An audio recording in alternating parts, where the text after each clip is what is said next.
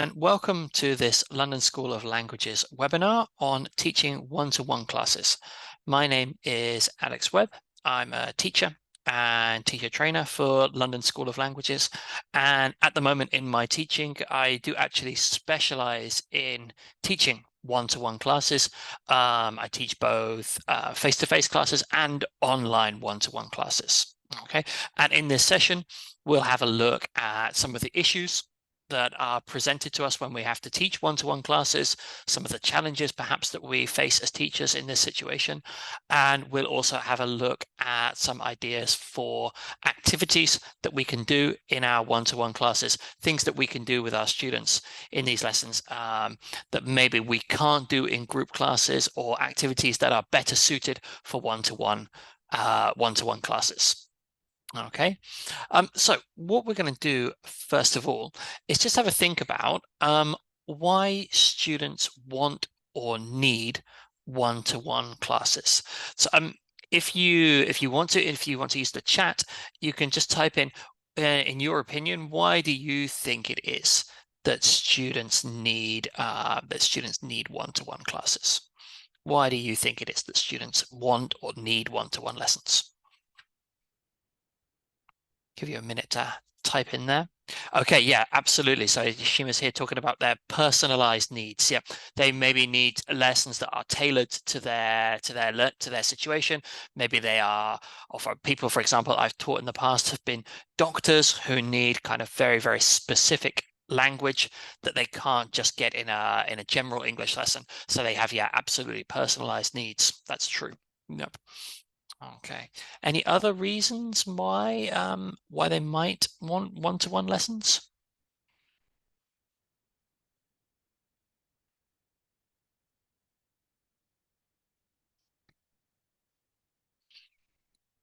Well, I'll tell you what, I will go through and I will tell you what you have the experience of teaching of such teaching strategy. Okay. All right. So what I'll do, I'll tell you the reasons that I came up with, the reasons that I thought of that students might need one-to-one classes. And yeah, the first one is, yeah, special learning needs, as you talked about, like they're a doctor or something like that. They have these very, very specific learning requirements, and these can't be met in a group class, and therefore they're better suited to having lessons in a one-to-one class. Okay. It might also just be a simple issue of timetabling or scheduling issues. So a lot of the time, group lessons always take place at the same time every week.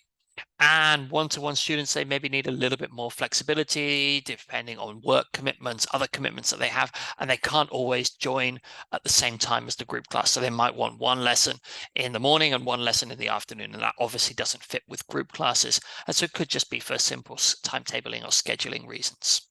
Okay. Often the case is as well that the people they have a dislike of group classes. They don't like the atmosphere. Maybe they want the full attention of the teacher. And for this reason, a lot of students say, I want to have these one-to-one classes because I don't want to be in a group. I learn better when I'm having a one-to-one situation with the teacher. And they decide, okay, I would prefer that situation rather than being in a group class. And other reasons is obviously more with young learners. It might be to do with behavior. Also, issues with behavior. So, for example, you might have a young learner that doesn't work well in a group class. They're perhaps disruptive. They maybe they don't get on well with the other people in the class, and it's maybe eventually the decision is taken that for a while at least, this student will receive one-to-one lessons because it's probably better for their learning and better for the other people in the group that they are removed from the group for a certain period of time, and then they work on their own with the teacher, hopefully develop strategies to deal with these behavior issues, also improve their language skills at the same time, and then hopefully eventually they can be reintegrated into the group in maybe a year's time or a couple of years' time after once they've matured a little bit, once they're better able to reintegrate into that group class. So those are kind of the main reasons that I thought of why students might decide that they want, or why it might be decided on their part that they need one-to-one lessons. Okay.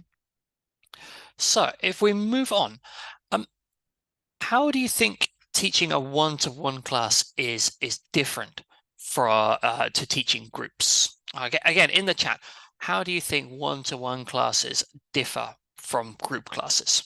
What do you think? What are the main differences between one-to-one classes and group classes? Again, I'll give you a minute to have a quick type into the chat.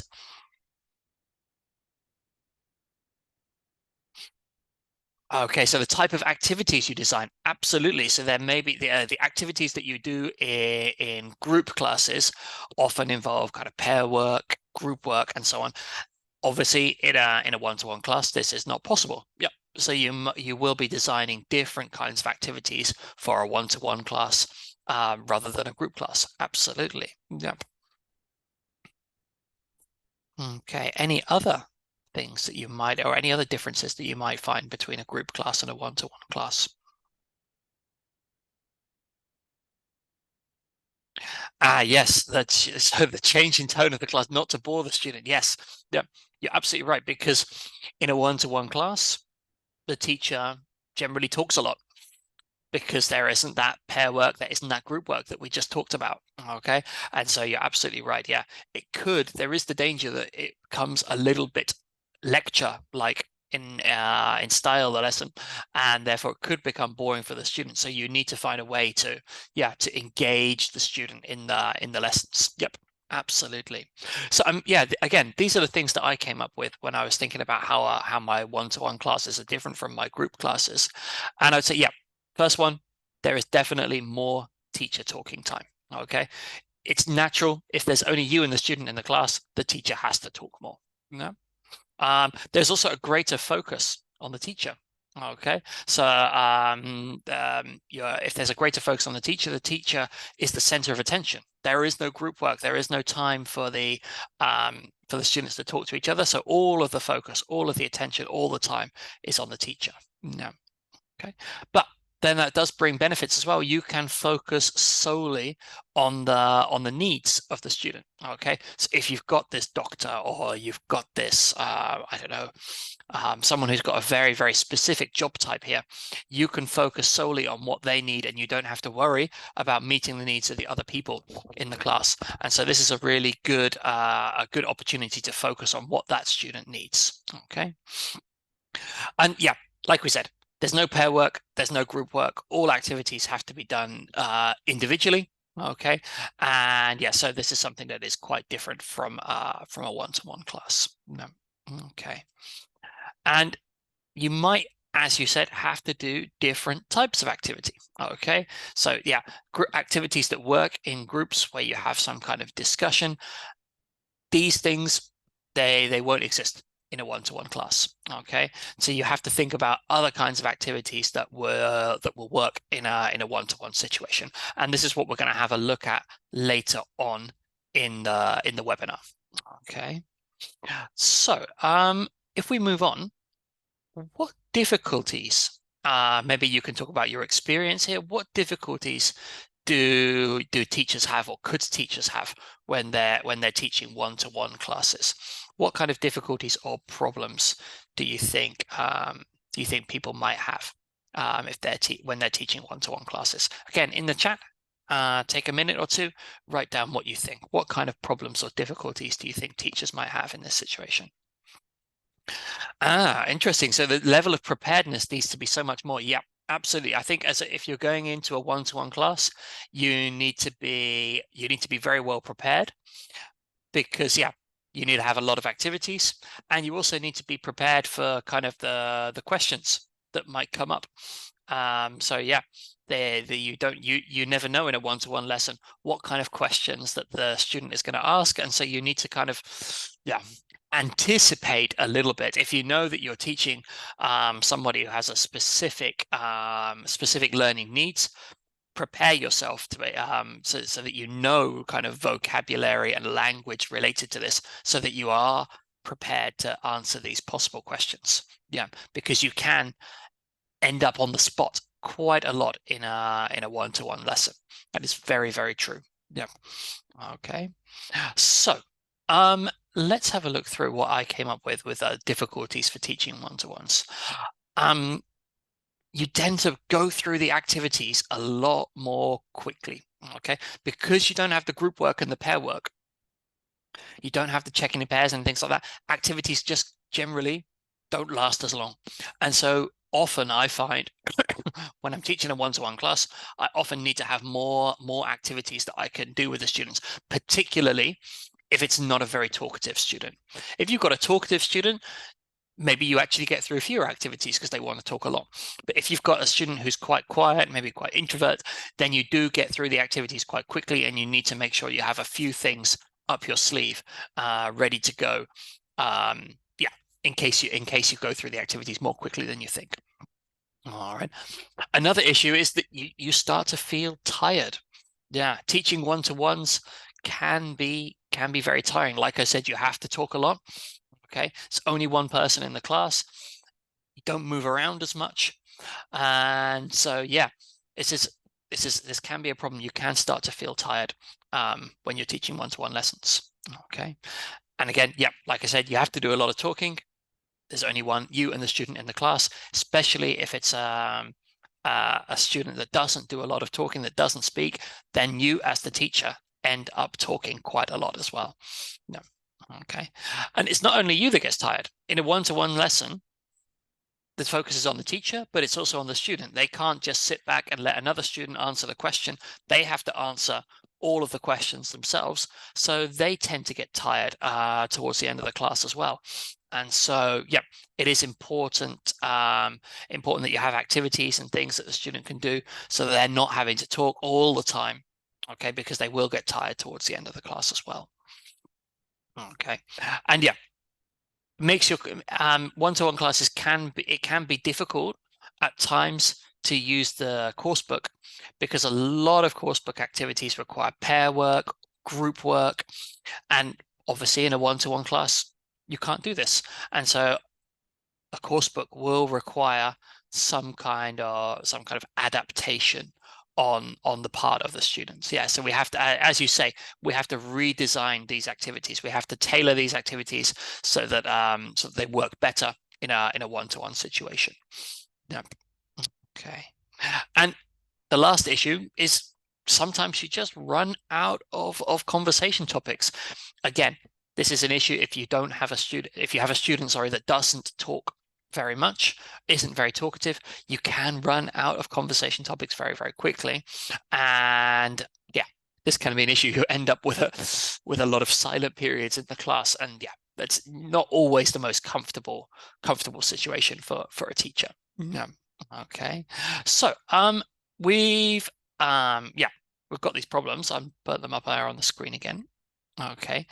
Can you think of any solutions to these problems? Okay. You've already put one here. You should ask a lot of questions. Yeah. If this is a good solution to the running out of conversation topics, have questions prepared. Have a list of questions that you could talk about prepared in your classroom. Once you get to know your student a little bit better and you kind of know their interests, you can tailor the questions towards what you know that they like and what they like to talk about. Okay. And absolutely, yeah, personalized questions, because the students like to talk about themselves. That's absolutely right, Shima. Yeah. So having once you get to know the students, personalize your questions, ask a lot of questions about things that you know they're interested in, and that will hopefully get the conversation flowing. At the beginning of a course, when you don't know your student very well, I find it useful just to have kind of lists of conversation questions in my classroom, and then I can refer to them if I do have these periods of silence, or where the student isn't speaking very much. Just a kind of set of questions I can pick and choose from as well to talk about. Yeah, if I need them. Yes. Have you got any solutions to any of the other issues here?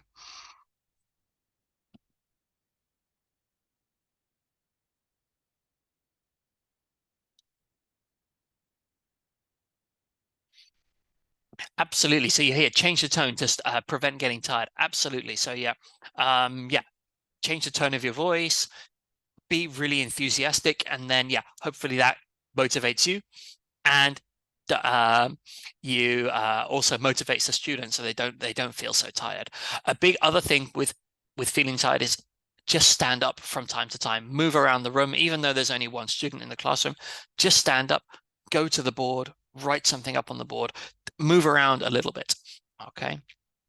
And yeah, um, you sometimes change the role from teacher to peer. Absolutely. So sit down, at other times, sit down next to the student and just talk to them. Okay, talk to them about things.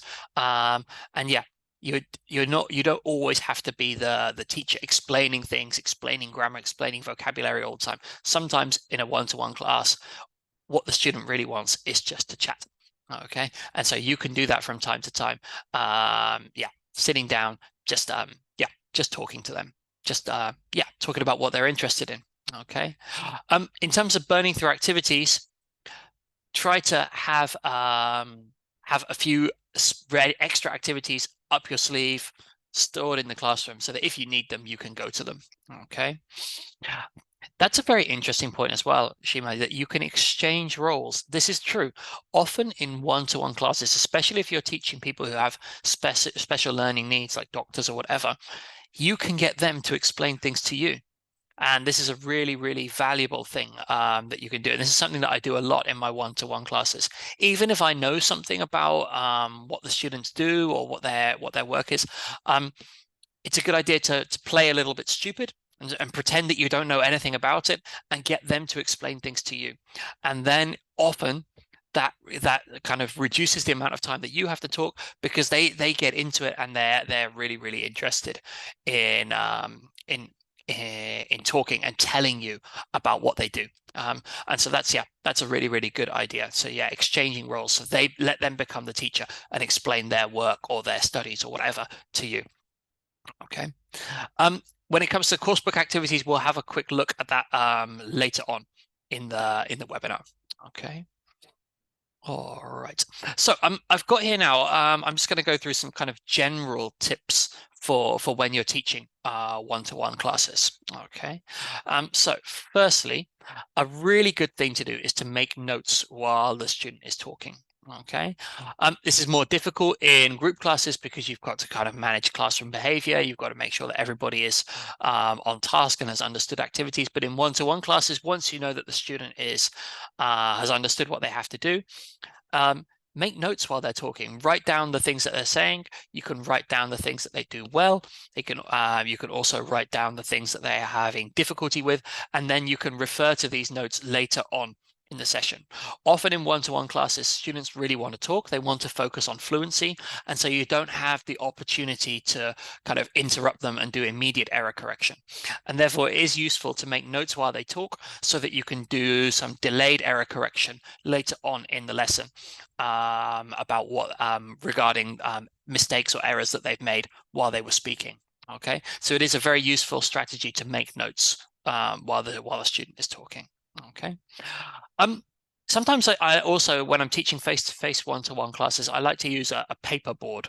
It can be kind of like putting quite a bit of distance between you and yourself when you're always up at the board and you've only got one student at the class. So sometimes I just like to have a blank piece of paper and sit down next to the student, and I just use that piece of paper as a kind of makeshift whiteboard, and then the student can just take that home at the end of the day, and you can put kind of grammar clarification, vocabulary, all kinds of things on this kind of paper board, and then the student has a kind of finished, ready-made explanation of all the things that you've done in the class on that piece of paper that they can just take home at the end of the session. And it just makes it a little bit more personal, rather than you being up at the front of the class writing on the board and the student being in the chair.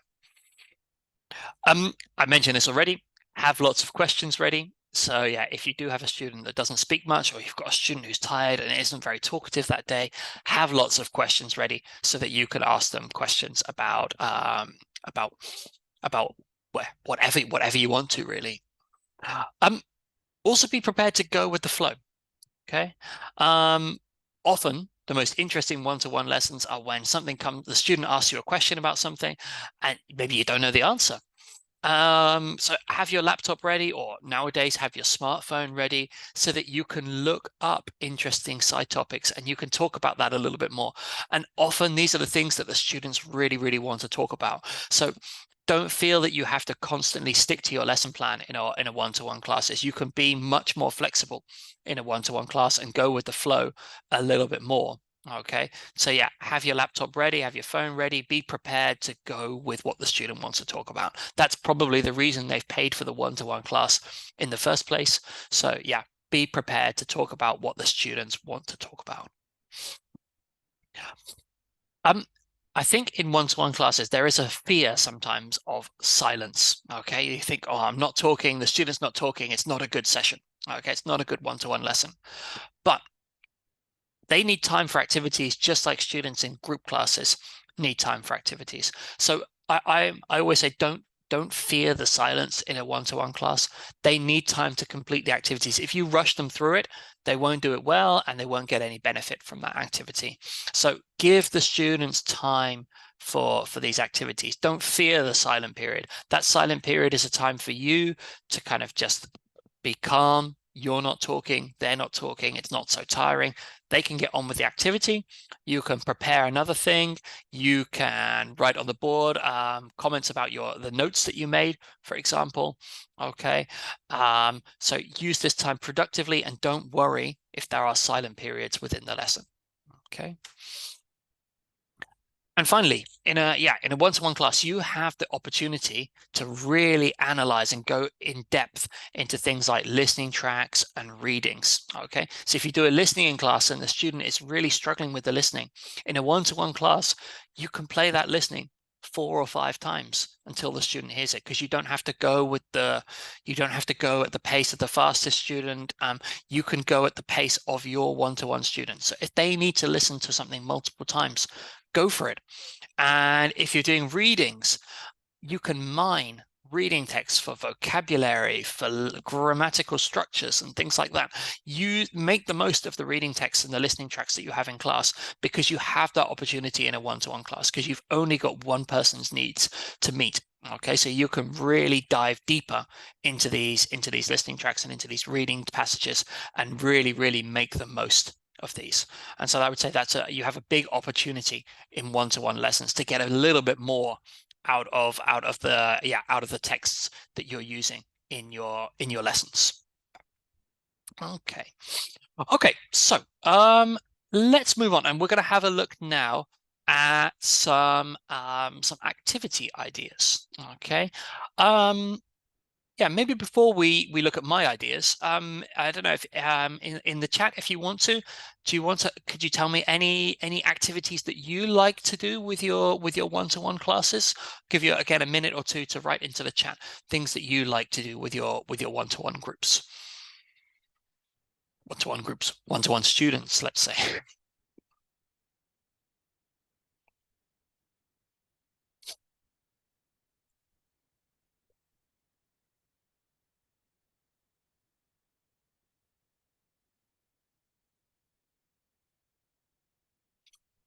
Okay, so yeah, you say that with your students, a lot of speaking, a lot of discussion, a bit like what we see in the picture here, right? So the one-to-one students, they've often chosen this because they want to talk, and they feel like in a group they don't get the opportunity to speak very much, and so they really, really want they choose this one-to-one classes because they want to talk.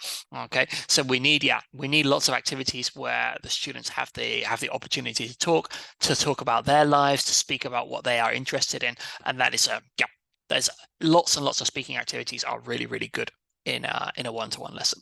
Absolutely. Okay. All right.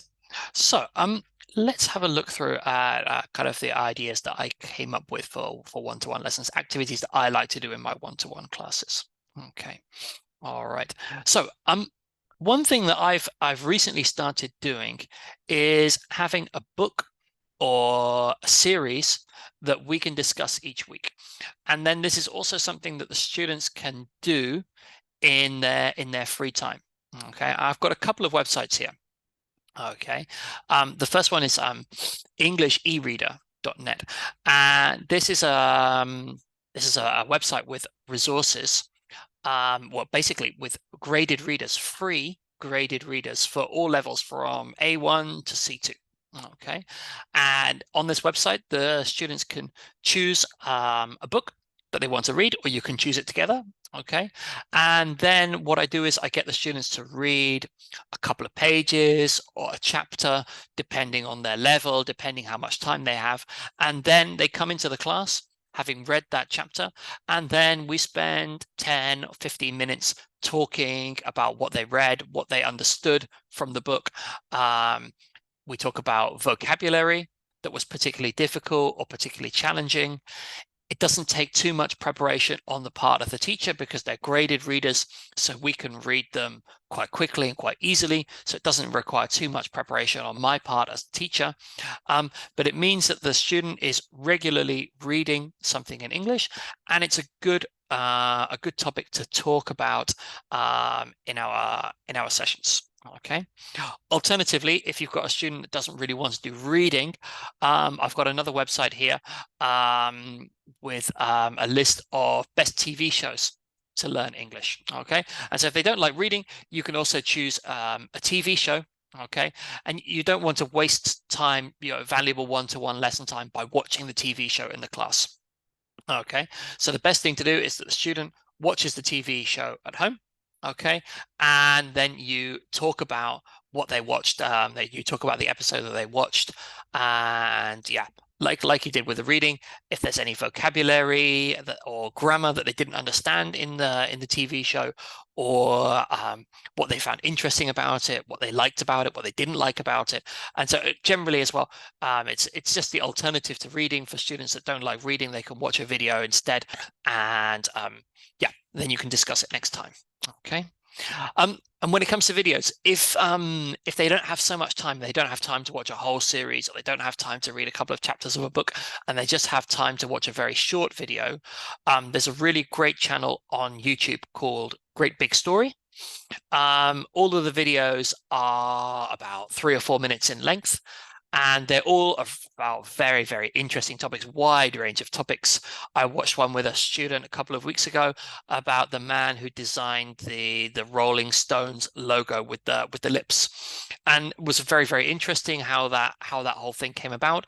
And then, of course, lots of vocabulary comes up from watching the videos, and you and the student can also discuss, yeah, what came up in the video, what was interesting about it, what they liked about it, what they didn't know before. And this is a really great resource for short videos that the students can watch, perhaps summarize them, and then present them next time in the lesson.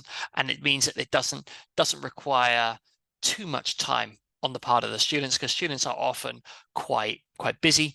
So if they don't have time for much homework, this is a good option for students who just want to watch a 3 or 4 minute video and then talk about it in the class next time. Okay, but this is a really good idea of having something that you do regularly, that you can discuss regularly each week. So yeah, either a book or a TV show or a short video. Okay. Another good activity here, this is one that I like to do with the students as well, is just quickly find some pictures from a newspaper or from a news website, put them up on the board or put them up on my computer screen or whatever, print them out, and get the students to guess the news story. Okay, I won't make you guess them now because I'm conscious that we've still got a few things to talk about in the webinar. But for example, here, these were some stories from a few weeks ago. There were too many salmon in Norway. Taylor Swift watches NFL match. Retired lumberjack cut down a very famous tree in the UK, and then UK schools to ban smartphones. So these are just news stories from a couple of weeks ago. You get the students to predict what it could be about. So there's a lot of prediction language. And then if you want to, you can talk about the story. They can say, oh, this story sounds the most interesting. You could give them the article to read, and then you can discuss it. However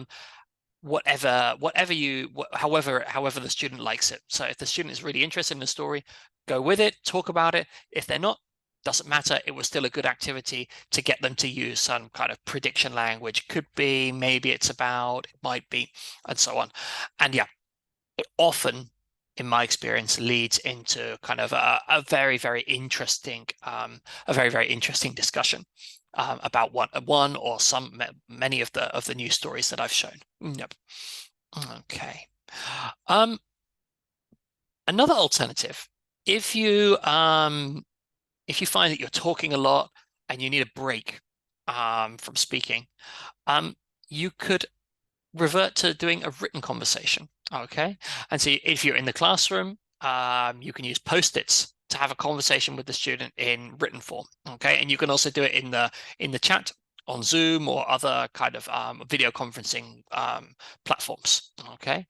And the advantage of this is that it gives the students time to write. Okay. And it allows them to think about what they want to say, and they're not under pressure to say it spontaneously. Okay.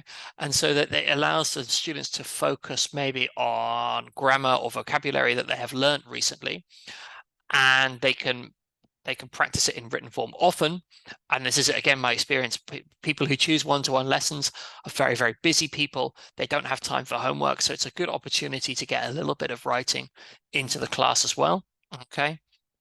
And you have the choice as well of doing either immediate correction or delayed error correction, whichever suits your student's learning style.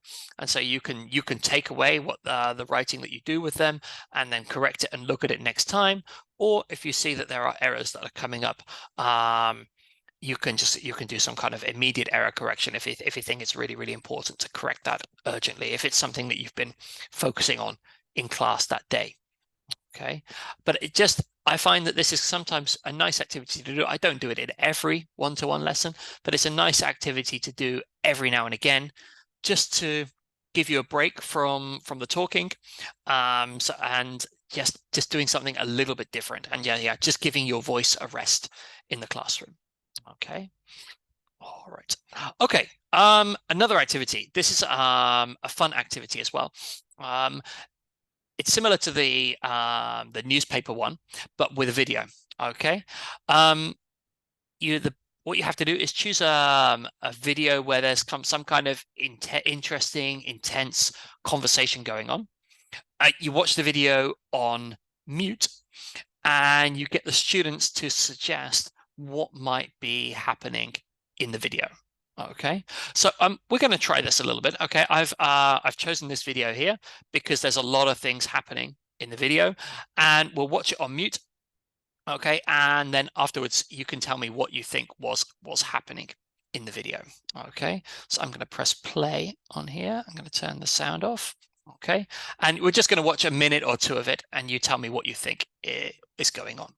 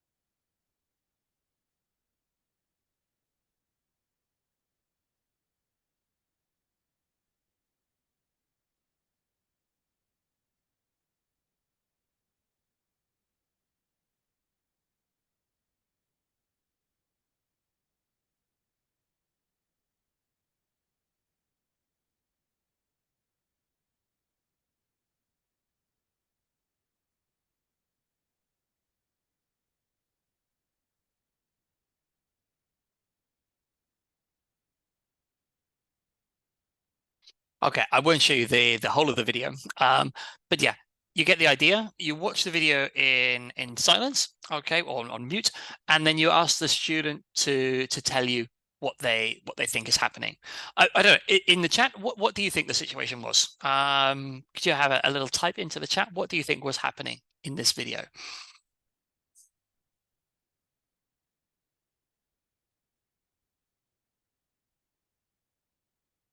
Yeah, something exactly right. Yeah, the guy was focused too much on being on time and that he chose the wrong train. Absolutely. Okay. I'll just wind it back a little bit so that you can see, and I'll turn the sound on. Hopefully you can hear it now.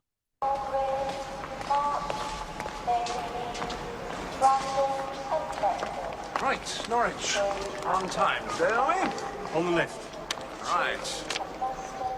On the left, Governor. Train on the left. Glenn Scully and Mandy Kostakis! Platform 3 for the 10:25 to Norwich. Yes. Right. Tomorrow then? 9:20. Platform 4 for the 10:28 to Plymouth. Calling Right. at Bristol, On the left, then. Weston-super-Mare, Right. Taunton, Right. Right. St Thomas, Newton Abbot. So yes, as you can see, focus so much on his own brain and things that are going on. Yeah, that he gets on the wrong train and yeah, misses his train completely. Okay. Of course, with my student, I would watch the whole video and then I would watch the whole video again with the sound on, and we can compare what they thought was happening to what actually happened. Okay. But we haven't got time now to go through the whole video. But yeah, it's a very, very useful activity.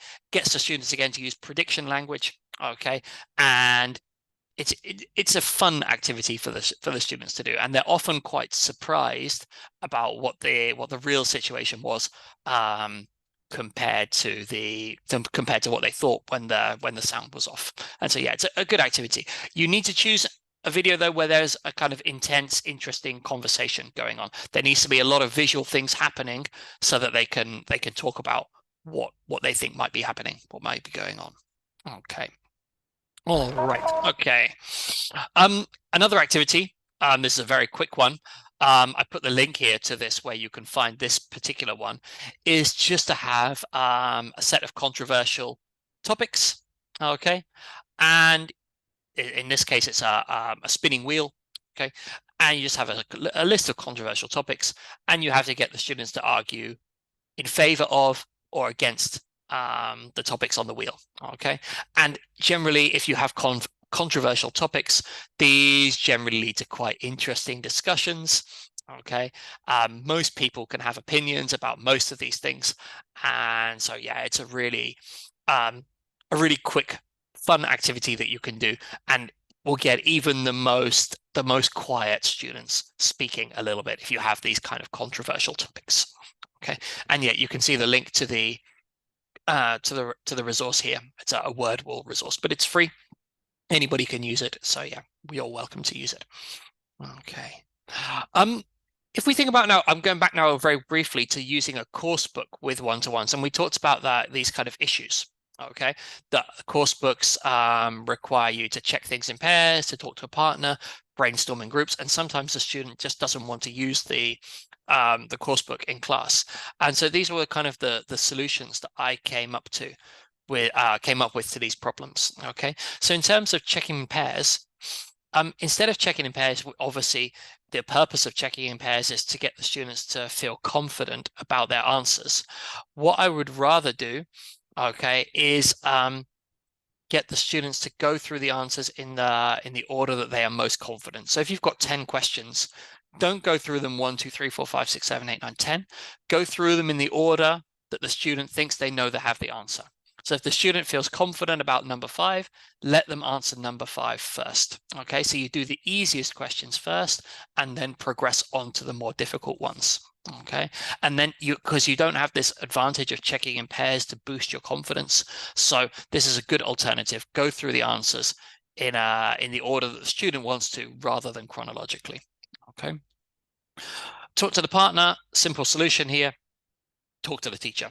You have to become the pair quite often. Okay, if you've got pair work in the book, Okay, you just have to become the partner for the student, and this is a good way to to get around that issue. Okay, brainstorming. I tend to set this as a homework task. Okay, because brainstorming often requires lots of ideas bouncing off each other, and so I generally set this task as a bit of homework, and then the student has enough time to come up with ideas rather than just being put on the spot individually in the class to come up with ideas. I think it's much better just to give them give them time at home to come up with the ideas, come up with these things that they need to brainstorm. Okay. And if you've got a student that doesn't want to use the course book in class, and this is quite a common thing, set the activities for homework. So it's kind of, you do it almost like a little bit of flip learning here. Set the activities as homework, and then you can review the answers in the class, and then you can teach the language kind of incidentally, language that comes up from the activities if they've done reading or listening. All right. And this will allow more time for speaking in the class, which is often what the students want. They don't want to do too many course book activities because they want to speak in the lesson. Okay. So set the activities for homework, and then in the class, you're just quickly reviewing the answers, and then you can kind of do any kind of error correction or language teaching incidentally based on what comes up from those activities. Okay.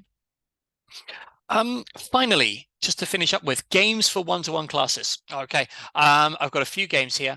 There's one here. You can see, if you go on YouTube, you can find a video of them playing this. It's called Heads Up.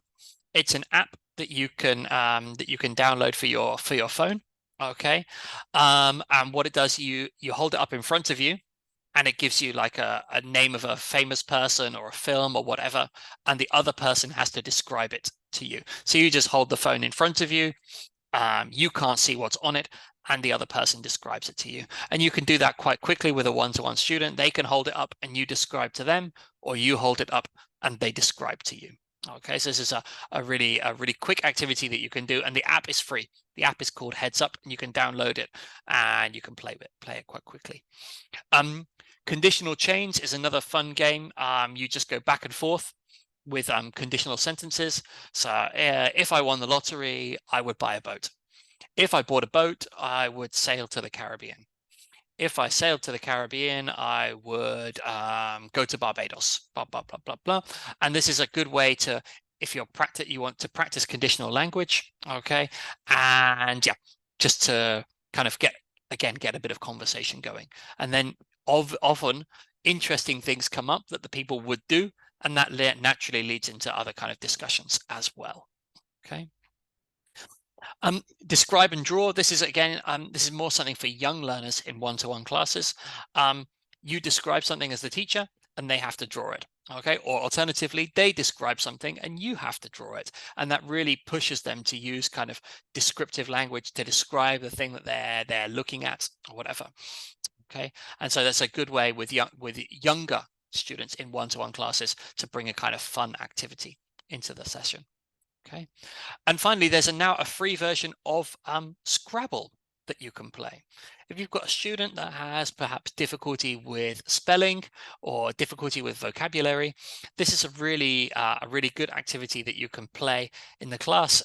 You can both get your phones out. Doesn't require too much talking. So again, it's a time when you could have a little bit of quiet time in the class, but you can play a quick, simple version of Scrabble with each other. And this is also particularly good if you're teaching one-to-one classes online. You've got the online version here of Scrabble, and it's a good activity for building vocabulary, practicing spelling, and things like that. So yeah, a few little games here that you can use in your one-to-one classes as well. Okay, right, that is pretty much it from me. Okay, if you do have any questions or things that you want to ask after the session, you can always email me at alex@london-school.com, okay, or visit our website london-school.com/teacher training, or follow us on Facebook or Instagram. But before we finish, do you have any questions about anything that I've just covered? So any kind of special general tip for one-to-one classes? My general tip is just have lots and lots of things prepared to get the students speaking. Okay, Lots of students in one-to-one classes want to talk, but sometimes you do end up with a student who's kind of ended up in a one-to-one class. Maybe they didn't want it originally, maybe just because of timetabling issues, and they are quite reluctant. And so my biggest tip would be have lots and lots of things prepared. Have lots and lots of things up your sleeve, so that if you do have these periods where they don't want to talk, you've got things that you could refer to. You've got some questions here, you've got an activity that you can give them. Basically, have a little bit more prepared than you think you need, because you never know when it's going to go quiet in the class and you might need an extra activity. So that would be my main tip. And the other thing that I really like to do, and I mentioned it earlier, is really go with the flow. Okay. If the student wants to talk about something, don't feel that you have to stick rigidly to your lesson plan in a one-to-one lesson. Go and talk about what the student wants to talk about. That is why they've chosen one-to-one lessons. So go with what the students want to know. Okay, that would be my big tip for a one-to-one session. Yeah. Okay. All right. Okay. Thank you very much. Thank you very much, Shima, for your comments. Yeah, I'm glad that you found the webinar useful. Yes, and yeah, like I said, if you do have any questions, please don't hesitate to contact me or my colleagues at London School. And yeah, we hope to see you at the next webinar. Okay, so thank you very much for joining us today. Okay. All right. So yeah, hopefully see you very, very soon.